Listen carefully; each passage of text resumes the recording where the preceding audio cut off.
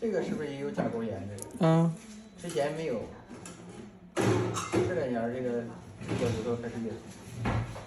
这甲沟炎是跟穿鞋穿的有关系，还是怎么回事？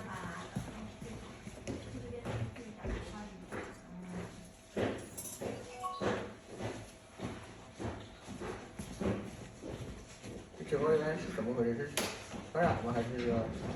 它就是灰指甲导致的。啊？灰指甲导致的。啊，灰指甲导致。嗯。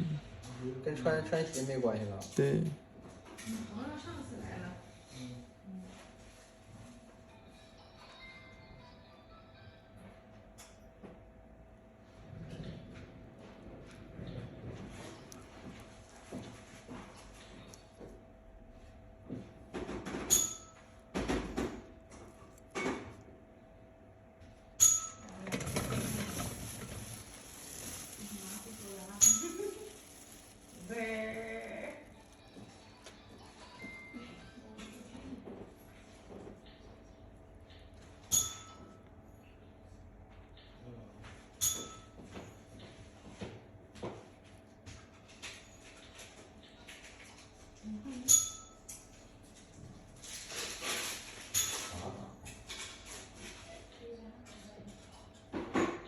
不疼哈。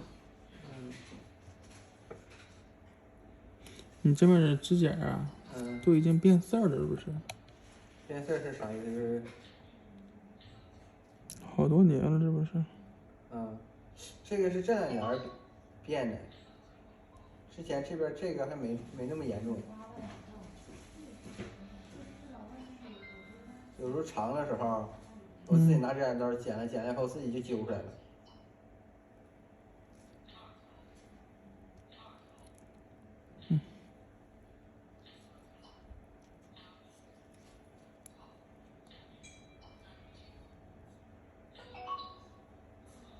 这说是灰指甲呢，还是怎么回事？这是甲沟炎，灰指甲。甲沟炎也有灰指甲，都是先有的灰指甲，然后又有的甲沟炎。那就是这个脚传染的。